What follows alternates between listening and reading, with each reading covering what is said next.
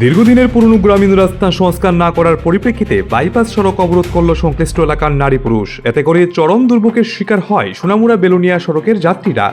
কাঠালিয়া ব্লকের দক্ষিণ মহেশপুরের কাকুরি নদীর ব্রিজ সংলগ্ন সামান্য উত্তরাংশের চমুনিতে এই অবরোধ হয়। অবরোধ শুরু হয় সকাল 8:30টার দিকে।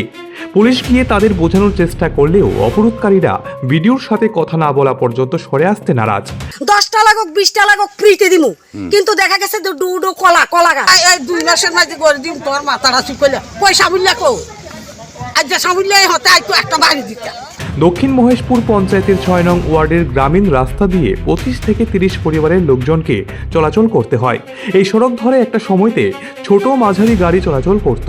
বিগত প্রায় কয়েক মাস ধরে এখন আর এমন অবস্থা, বাইসাইকেল দিয়েও আসা যাওয়া করা সম্ভব হয়ে ওঠে না। সামান্য বৃষ্টি হলেই জল কাদায় পরিপূর্ণ হয়ে থাকে সেই রাস্তা।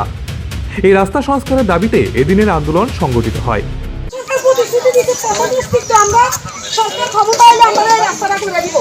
কংগ্রেসের আমলে আমরা রাস্তাটা নিয়ে দাঁড়িয়ে গেছে, সিপিএমের আমলে দাঁড়িয়ে গেছে, এখন বিজেপিতে ভোট বিজেপিতে ঠিক না থাকে। আমাদের আন্দোলন দীর্ঘদিনের জন্য চলছে, চলবে, চলছে, চলবে, চলছে, চলবে, চলছে, চলবে। মেম্বার কেন এটার প্রতিক্রিয়া নেয় না, তার প্রতিবাদ আমরা করে আন্দোলন করছি, করব। আমরা ধিক্কার জানাই, সরকারকে ধিক্কার জানাই। ধিক্কার, ধিক্কার, প্রধান মেম্বার ধিক্কার, ধিক্কার, প্রশাসন ধিক্কার, ধিক্কার। পার্টির নেতৃত্বরা ধিক্কার।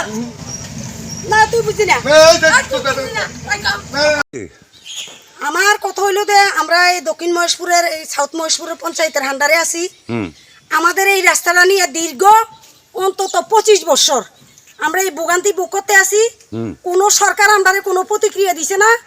সিপিএম যাওয়ার মুহূর্তে বিজেপি আওয়ার সময় আমরা বাড়ি বাড়ি গিয়ে ভোট চাইয়া কইছে যে তোমাদের প্রথম অস্তিত্ব হইলো তোমাদের আমরা রাস্তা ঠিক করে দিব আমরা ক্ষমতা আইলে।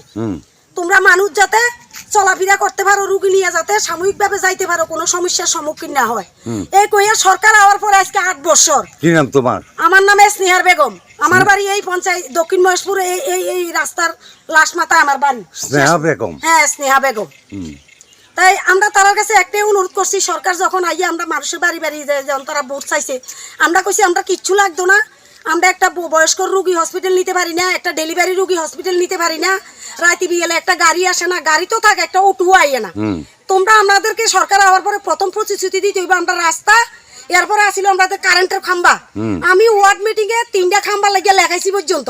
প্রত্যেক বছর জর্তু বানাইলে আমার কারেন্টের খাম্বা পড়ে যায়, তার পড়ে জায়গা।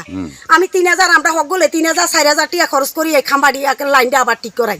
সরকার কোনো প্রতিক্রিয়া নিতে আসে না, প্রধান মেম্বার কোনো প্রতিক্রিয়া নিতে আসে না। এরপরে তারা আমরা কইছে যে সরকার আসার পরে প্রথম অস্তিত্ব হইব, তোমরা রাস্তা দিমু, কারেন্টের খাম্বা ঠিক করে দিমু, কতটা খাম্বা লাগে দিমু, ফ্রিতে দিমু।